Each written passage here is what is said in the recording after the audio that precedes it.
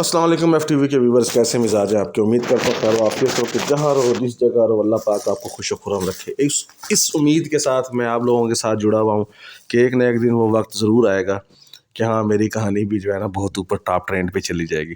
میں 2000 سے لکھنا شروع ہوا تھا، بہت سارے میری کہانیاں بہت سارے میگزینوں کی زینت بنی ہیں، ساحلوں کی تمنا، اخلوط، آئینہ اور بے شمار ایسی کہانیاں تھیں، تلاش، جو کہ ڈفرینٹ قسم کے میگزینوں میں جب ڈائجسٹ شائع ہوتے تھے اس میں شائع ہوتی رہی ہیں۔ تو اب میں لکھ نہیں سکتا کیونکہ اور پڑھنے والے لوگ بھی بہت کم ہو گئے، تو سننے کے لیے جو ہے نا میں سنانے کے لیے تیار بیٹھا ہوتا ہوں۔ کچھ دوستوں نے شکایت کی کہ آپ کی کہانی ایک دم سے ختم ہو جاتی ہے، تو میں گزارش کرتا چلوں کہ جب میں بول رہا ہوتا ہوں تو کہانی کے اندر شروعات میں نے نہ تو اپنے سامنے کوئی بک رکھی ہوتی ہے اور نہ ہی میں نے اپنے سامنے کوئی پرچی رکھی ہوتی ہے، نہ ہی میں اپنے سامنے کسی پی سی کے اوپر سے پڑھ رہا ہوتا ہوں۔ میں براہ راست جو جیسا بیٹھا ہوتا ہوں نا، کاش میں آپ کو لائیو سنا سکوں، ویسا ہی میں بیٹھا ہوا کہانی سناتا رہتا ہوں۔ اور شروع میں چونکہ کردار جو ہوتے ہیں وہ جیسے بھی میں سارا دن آفس سے ہو کے گھر کے کام کاج کر کے اور موبائل اٹھا کے بھی ریکارڈنگ شروع کر دی، تو میں کہانی سناتا جاتا ہوں اور پھر ایک وقت آتا ہے کہ کہانی میں ریدم آ جاتا ہے، جب سارے کردار، سارا پلاٹ جو ہے نا وہ میرے سامنے ہوتا ہے، میں اپنی کھلی آنکھوں سے ان لوگوں کو وہ کرتے ہوئے دیکھ رہا ہوتا ہوں جو میں سنا رہا ہوتا ہوں۔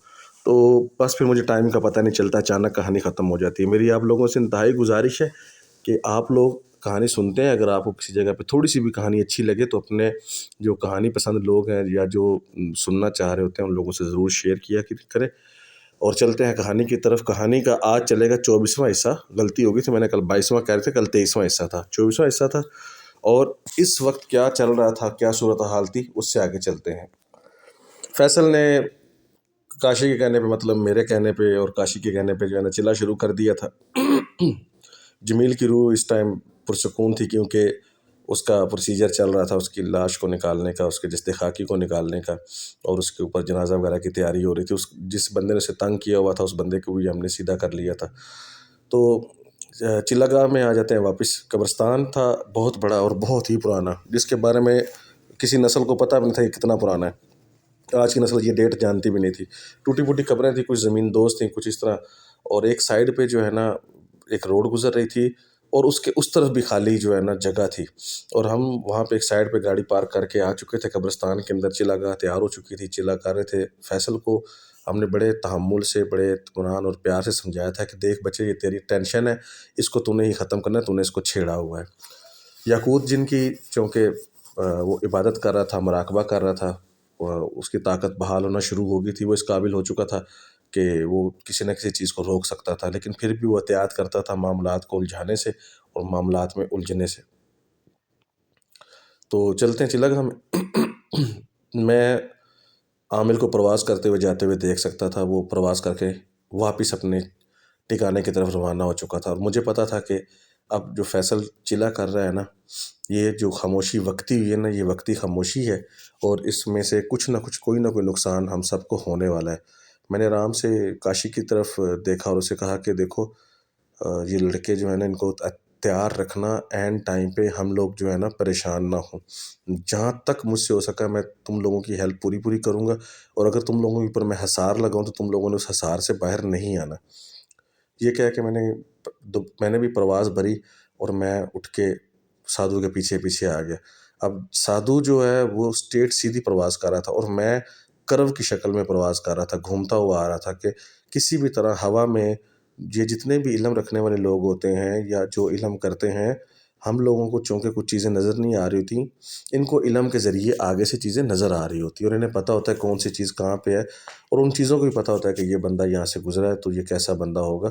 بس ان سب کے درمیان میں اللہ میاں نے ایک پردہ حائل کیا ہوا ہے، اس پردے کی بیس پہ یہ ایک دوسرے کو نقصان بھی نہیں پہنچاتے بغیر اللہ کے حکم کے، اور ایک دوسرے کو تنگ بھی نہیں کرتے۔ اسی طرح جب میں نے پرواز کی اور میں نے آ کے دیکھا تو اس نے آتے ہی اپنی ساری چیزیں ادھر ادھر ادھم پھینکنا شروع کر دیا، غصہ اس چیز کو اٹھا کے ادھر پھینک رہا ہے، الاؤ میں دھڑا دھڑ چیزیں پھینک رہا ہے۔ اس نے ایک دوبارہ اپنے پتھر پہ آسن جمایا اور بیٹھ گیا۔ اب کی بار اس نے ہوا میں ہاتھ لہرایا تو اس کے ہاتھ میں ایک سفید کپڑا آ گیا۔ اس نے سفید کپڑے کو بالکل ہوا میں دونوں ہاتھوں سے پکڑ کے اسٹریٹ، جیسے ہم رومال کو دونوں ہاتھوں سے پکڑ کے لٹکا لیتے ہیں ایسے لٹکایا، اور اس کے اندر دیکھنا شروع کر دیا۔ اس کے اندر دیکھنے لگا تو اسے پورا قبرستان نظر آ رہا تھا، اور پورے قبرستان کے اوپر اسے سوائے فیصل کے کوئی اور چیز نظر نہیں آ رہی تھی، کیونکہ جو وہ دیکھنا چاہ رہا تھا میں تو اس کے پاس تھا۔ اس بیوقوف کو چاہیے تھا کہ وہ اپنی جگہ بھی دیکھتا کہ اس کے پیچھے تو کوئی نہیں آ گیا، اور یہ اچھا ہوا کہ میں وہاں سے نکل کے آ گیا تھا، ورنہ اسے شک تو ضرور ہوتا، میں اسے نظر تو آنے والا تھا ہی نہیں، لیکن پھر بھی اسے شک ضرور ہو جاتا کہ کوئی نہ کوئی ایسی جو ہے نا اینٹی اس ایریے میں گھوم رہی ہے جو فیصل کو پروٹیکٹ کر رہی ہے۔ تو ایسا کچھ نظر نہیں آیا۔ اچھا مزے کی بات یہ ہے کہ میں نے کاشی اور ان فیصل کے کزنوں کے اوپر بھی حالہ لگا دیا تھا۔ حالہ لگانے کا مطلب یہ ہوتا ہے کہ ایسا کڑا، ایک کڑا ہوتا ہے گول دائرے میں، ایک حالہ ہوتا ہے، جیسے آپ انڈے کو توڑیں، اس کے چھلکے کے دو حصے اور اس ایک حصے کو الٹا کر کے رکھ دیں، تو لگا لیں کہ جیسے گنبد ٹائپ ہوتا ہے، تو اس کے اوپر بھی لگا۔ اس سے یہ بھی سمجھ نہیں آ رہی تھی کہ کوئی انسان تو ہے لیکن وہ نظر کیوں نہیں آ رہے۔ اب اس چیز نے اسے جو ہے نا اور زیادہ آگ بگولا کر دیا تھا۔ اس نے اپنے آسن جمائے، اپنے ارد گرد نظر دوڑائی، درخت کے اوپر دیکھا، اس کے بھیرو بیٹھے ہوئے تھے، اس کی چیزیں بیٹھی ہوئی تھیں، تو اسے سمجھ نہیں آ رہی تھی کہ وہ کون سی طاقتور چیز ہے جس کو وہ نکالے۔ تو اس نے جلدی سے جو ہے نا اپنے چیلے کو آواز دی، اس کا چیلا بھاگا بھاگا آیا، تو اس کا بھی حلیہ سادھو کی طرح ہی بنا ہوا تھا، کیونکہ اس ٹائم ان لوگوں نے ایک فائنل فائٹ کا فیصلہ کر لیا تھا۔ تو کہتا ہے کہ کڑا بناؤ۔ جب کڑا بنانے کی بات ہوتی ہے تو کڑا، انہوں نے آگ تو جل ہی رہی تھی، اس آگ کے اوپر انہوں نے ایک تسلا ٹائپ جو ہے نا وہ چیز رکھ دی۔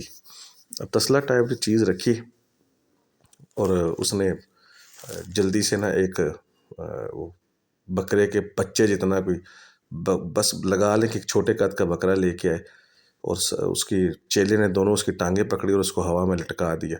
سادھو کے ہاتھ میں آلریڈی ایک لمبا سا اس نے برچھا سا رکھا ہوا تھا، اس نے آؤ دیکھا نہ اور غصے میں جناب صاحب اس کی گردن پہ وار کیا۔ اب جو بکرے کا سر تھا وہ کڑا کے اندر گر گیا، اور اس کے اوپر اس کا خون گرنا شروع ہو گیا۔ وہ اس کا جسم جو ہے نا بری طرح سے تڑپنے لگا، لیکن اس ظالم نے ایسی گرپ رکھی ہوئی تھی کہ وہ جسم اس کا تڑپ تو رہا تھا لیکن کسی بھی طرح سے اس کے ہاتھ سے نکل نہیں رہا تھا۔ خون کے چھینٹے سادھو کے منہ پہ، سادھو کے جسم پہ پڑے، اور کچھ چھینٹے اس کی کھڑے ہوئے چیلے کی ٹانگوں پر پڑے، لیکن اسے کوئی اس چیز کا اثر بھی نہیں تھا۔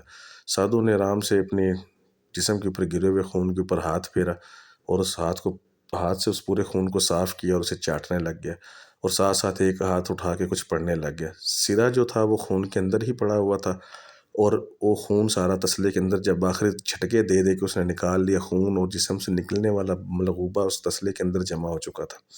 اب اس نے اس کو اچھی طرح سے ایک ڈنڈے کے ساتھ ہلانا شروع کر دیا۔ اتنی دیر میں چیلے نے کیا کیا کہ اس نے جلدی سے ساتھ لٹکے ہوئے دو حکوں میں اس بکرے کو لٹکایا، اور اسی برچے کو لے کے اس کی پچھلی ٹانگوں والی سائڈ سے دبایا، اور نیچے تک گلے تک چیرتا ہوا آ گیا، اور وہ دو حصوں میں بٹ گیا۔ جب دو حصوں میں بٹ گیا تو اس نے علائشیں اور جو کلیجی شلیجی جو کچھ نکلا تھا وہ بھی تسلے میں پھینک دیا، اور اس کو عجیب سے انداز میں انہوں نے جو ہے نا بھوننا شروع کر دیا، جیسے کہ بنا رہے ہیں اس کو۔ ابھی سادھو نے جو ہاتھ اٹھایا ہوا تھا اس ہاتھ کو ایک دم سے کھول دیا۔ جیسے ہی اس نے اس ہاتھ کو کھولا تو تین بڑے بڑے پرندے، جو دکھنے میں پرندے تھے جیسے گدھ ہوتے ہیں اس طرح تھے، وہ ایک دم سے ہوا میں ظاہر ہوئے، اور انہوں نے اپنے بڑے بڑے پر پھیلائے اور سادھو کے سامنے آ کے خالی جگہ پہ جو ان کا ریت کے اوپر ٹیلا ٹائپ بنا ہوا تھا وہاں آ کے بیٹھ گئے۔ اب سادھو نے کیا کیا کہ میں تم لوگوں کو کڑا دے رہا ہوں، مجھے یہ چیلا پورا نہیں ہونے دینا، مجھے یہ ناپاک چاہیے، مجھے یہ لا کے دو۔ اگر تم کالی کے لیے یہ کر سکتے ہو، کالی کے واسطے یہ کر سکتے ہو، تو میں تمہیں آزاد کر دوں گا، جاؤ۔ اور یہ کہتے ہوئے اس نے کڑا کو اٹھایا اور ہوا میں پھینک دیا۔ اب وہ کڑا جو تھا اس کو جیسے ہی اس نے پھینکا تو وہ جو علائشیں وغیرہ تھی، جو چیزیں تھیں، وہ بالکل خون میں، اور اس کا سر جو تھا بکرے کا خون میں جل چکا تھا، اور پوری جگہ پہ جلے ہوئے خون کی بدبو پھیل چکی تھی۔ جیسے اس نے وہ پھینکا، وہ گدھ پوری طرح سے اس کو جو ہے نا کھانے لگے۔ گرم نہیں دیکھا انہوں نے، گرم ہے ٹھنڈا ہے، بس اس کو کھانے لگے اور ہوا میں شور مچانے لگے۔ یوں لگ رہا تھا جیسے بہت سارے پرندے جو ہے نا وہ کائیں کائیں یا کووں جیسی کچھ آواز نکال کے آپس میں لڑ رہے ہیں۔ سادھو نے دیکھ دیکھ کے مسکرائے جا رہا تھا، اور پھر اس نے ایک دم ہوا میں ہاتھ لڑایا تو چیلے نے اس کے ہاتھ کے اوپر جو ہے نا ایک دل رکھ دیا. اس نے دل کو دیکھا، کیونکہ پتیلے میں یا وہ جو تسلا تھا اس میں چیزیں ڈالتے وقت اس نے دل نہیں ڈالا تھا. وہ دل اس نے پکڑا اور دل کو بغیر دیکھے اس کی طرف دیکھے بغیر اپنے منہ میں ڈال کے چبانا شروع کر دیا. اب وہ دل کو دونوں ہاتھوں سے چبا رہا تھا. دل کے اندر سے نکلنے والا خون اس کے منہ اور گلے پہ گر رہا تھا، اور وہ بالکل پلکیں جھپکے بغیر سامنے اب ان تینوں گدھ ٹائپ پرندوں کو، جو بڑے بڑے پرندے تھے، ان کو وہ کھاتے ہوئے دیکھ رہا تھا. وہ ندیدوں کی طرح چپڑ چپڑ کے گردنیں لمبی کر کر کے جو ہے نا وہ اس گوشت کو، جلے ہوئے جو سامان تھا اس کو کھا رہے تھے. اور اس طرف جو سادھو ہے وہ اپنے کام پہ لگا ہوا تھا، اور اس کی اس طرح کرتے ہوئے اس نے سارا دل چبا لیا اور کھا گیا. میں گھومنے جا رہا تھا ہوا میں اور میں دیکھے جا رہا تھا، اور مجھے پتا تھا کہ یہ جب یہاں سے پرواز کریں گے تو ان کی پرواز کو روکنا پڑے گا. اگر ان کی پرواز کو نہیں روکا تو یہ کچھ نہ کچھ مستی کریں گے وہاں جا کے، اور فیصل کا دل بہت نازک ہو چکا ہے، وہ اپنا چلا توڑ دے گا. اتنی دیر میں ان کا وہ کھانا ختم ہو گیا.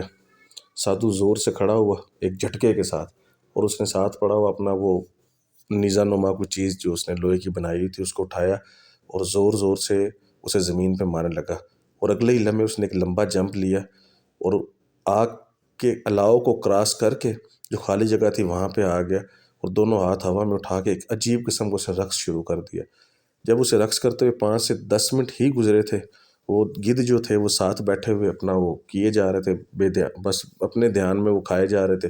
اور سادھو دونوں ہاتھوں کو کبھی اوپر کرتا، کبھی نیچے کرتا، کبھی ان کو زمین پہ پاؤں کو زور زور سے مارتا، اور اس کے پاؤں کے زمین پہ اس قدر زور سے لگتا تھا کہ زمین پہ پڑی مٹی اڑنے لگ جاتی تھی. اس کا چیلا ایک طرف بیٹھا ہوا زور زور سے گول دائرے میں گھومے جا رہا تھا، اور نہ جانے اسے کیا وہ اٹھ کے اندر گیا. اور جب واپس آیا تو اس کے ہاتھ میں کالے رنگ کا ایک مجسمہ تھا جسے اس نے سادھو سے کچھ فاصلے پہ رکھے ہوئے پتھر کے اوپر رکھ دیا.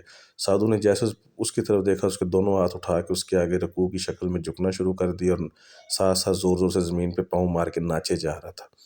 اس کی اس کیفیت کو دیکھتے ہوئے مجھے اندازہ ہو رہا تھا کہ یہ خاص قسم کا رقص کر رہا ہے، اور یہ یقیناً جو ہے نا اس پاور لے رہا ہے، اور اس پاور کو لے کے اس نے ایک شاندار قسم کے انداز میں جھٹکا لگانا ہے تاکہ یہ جو عمل ہے یا تو پورا ہو جائے یا فیصل مر کے اس کی روح کو یہ اپنے قبضے میں کر لے. کچھ اس کے دماغ میں چل رہا تھا اور مجھے نظر آ رہا تھا.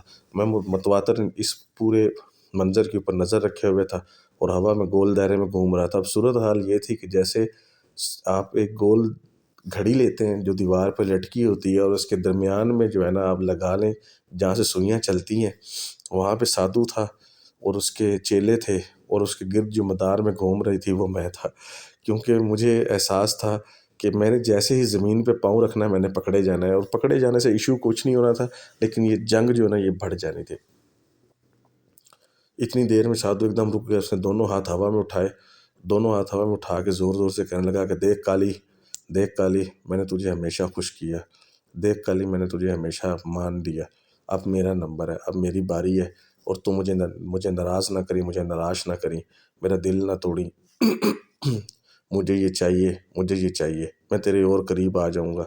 میں تجھے بولتا ہوا دیکھنا چاہتا ہوں. مجھے پتہ ہے تو پتہ نہیں اس نے کچھ نام لیا کہ اس کے آگے بولی تھی تو میرے آگے بھی بولے گی. مجھے تیری آواز سننی ہے. دیکھ کالی مجھے روکی نہیں، دیکھ کالی مجھے روکی نہیں. یہ کیے جا رہا تھا. اچھا اب ہوا کیا کہ اب گدھ جو ہے نا انہوں نے ایک دم سے اچھلنا شروع کر دیا. میں نے وہاں پہ وہ ختم کر چکے تھے، جو کچھ انہوں نے کھانا کھونا تھا وہ ختم کر چکے تھے. سادھو واپس آیا پلٹا، اور اس نے لٹکے ہوئے بکرے کے جو بقایا جات 2 حصوں میں بٹے ہوئے تھے ان کی طرف دیکھا. حیرت انگیز بات یہ تھی کہ اس کے اوپر کھال ویسی کی ویسی ہی چڑھی ہوئی تھی. اس نے اس سے برچھا اپنا پکڑا اور جو اس کے ہاتھ میں تھا، اور اس نے ایک ہاتھ سے بکرے کی ٹانگ پکڑی اور دوسرے ہاتھ سے وار کیا. اس برچھے کی تیزی دیکھ کے حیرت ہوتی ہے کہ ایک ہی وار میں اس نے بکرے کا ایک حصہ کاٹا اور اسے اچھال دیا. تینوں گدھوں نے ایک دم سے ہوا میں پرواز بھری. یوں لگا کہ جیسے بہت بڑے بڑے پر ہوں اور مٹی کا ایک پورا گرد و غبار اڑا، اور ان میں سے ایک نے اپنے چونچ میں اس کو اچک لیا اور ایک ہی دفعہ میں نگل گیا. اسی طرح اس نے دوسرا حصہ کاٹا اور اچھال دیا، اور اسی طرح وہ گدھ جو ہے دوبارہ ہوا میں اچھلے اور انہوں نے اس کو منہ میں لے لیا. اور اس طرح باری باری تینوں نے جو ہے وہ نگل لیا اور پھر واپس زمین پہ آ لگے.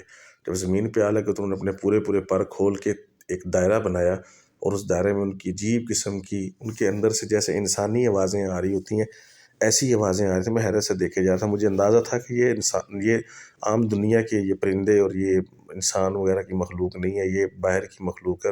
مخلوق میں بھی یہ بھیرو ہیں. بھیرو جو ہوتے ہیں وہ کالے علم والوں کے ہوتے ہیں، موکلات جو ہوتے ہیں وہ نوری والوں کے ہوتے ہیں، اور اسی میں بھیرو اور باقی چیزیں بھی ہوتی ہیں. وہ ڈیٹیل میں آپ کو میں ضرور بتاؤں گا. ابھی آپ کہانی کا مزہ لیجئے. تو وہ تینوں گول دائرے میں جو ہے نا کر رہے تھے. اب مجھے پتا چلا کہ یہ وہ مخلوق تھی جو گدھ کی طرح نظر آتی تھی. اس کے پاؤں جو تھے وہ 3 انگلیوں والے تھے، اور پاؤں جسم سے بڑے تھے، اور ان کی چونچیں جو تھی وہ نارمل انداز سے آگے کی طرف نکلی ہوئی تھی، جن کے اندر دانت تھے، اور ان کے گول انڈے کی طرح کے سر تھے، اور ابھی انہوں نے وار کرنے کے لیے نکلنا تھا. اور وہی ہوا. سادھو نے دونوں ہاتھ ہوا میں بلند کیے. پہلے ان کو بالکل ایسے سیدھا کر لیا جیسے اس کے ہاتھوں پہ کچھ سیدھی چیزیں پڑی ہیں، اور پھر ان کو ایک دم الٹا کیا، اور پھر ایک دم سے ان کو ایسے جیسے کسی چیز کی طرف دھکا دیتے ہیں ایسے کیا.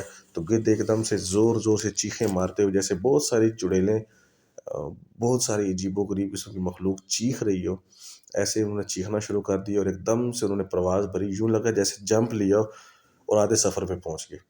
میں ان کی طرف دیکھ رہا تھا، اور پھر میں نے آخری دفعہ سادھو کی طرف دیکھا کہ وہ اب کیا کرتا ہے. وہ الاؤ کو گھور رہا تھا جیسے اس کے اندر کچھ دیکھ رہا ہو، اور مجھے اندازہ تھا کہ کچھ دیر میں یہ الاؤ آگ جو ہے نا وہ چینج ہو جائے گی، اور اسے اس کے اندر نظر آنا شروع ہو جائے گا، کیونکہ ساری اس کی جو شکتی تھی یا طاقت تھی وہ اسی چیز کے اندر تھی.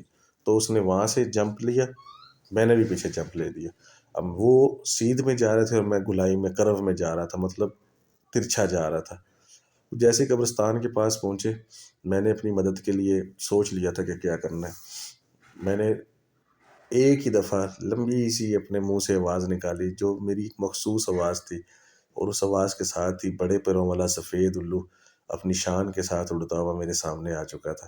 ہاں جی، آ گئی میری یاد. میں نے کہا جناب آ گئی تمہاری یاد، تو تمہارے لیے کوئی شکار ہے. تو یہ کہتا مجھے پتا تھا، میری نظر تمہارے اوپر تھی، اور مجھے خوشی ہوئی ہے کہ تم سیدھے راستے پر چل پڑے ہو. اور ابا جی کو جب یہ چیزیں پتہ چلیں گی کہ یاقوت بالکل بدل گیا ہے تو ابا جی بہت خوش ہوں گے. فی الوقت تو وہ تمہاری کوئی سوچتے بھی نہیں ہے، تمہاری پرواہ بھی نہیں کرتے. میں نے کہا ظاہری بات ہے، میرا باپ ہے تو میری پرواہ کیسے کرے گا؟ وہ میری پرواہ تبھی کرے گا جب بیٹا اس کی طرح کا نام نکالے گا. تو بڑے الو کی شکل میں میرا ایک دوست تھا، اور اس نے میرا پیچھا نہیں چھوڑا تھا. ہم ملتے رہتے تھے، اور میں جب بھی اس کو یاد کرتا تھا تو میری ایک مخصوص آواز ہوتی تھی. اور یہ جب میری طاقتیں واپس آئیں تو میں نے اپنی طاقت کے زور پہ دوبارہ سے اپنی اس آواز کو حاصل کیا اور اسے بلایا، تو وہ حاضر ہو گیا. بیچ میں چونکہ میں بالکل ناکارہ ہو چکا تھا تو میں کسی کے ساتھ مدد نہ لے سکتا تھا نہ دے سکتا تھا.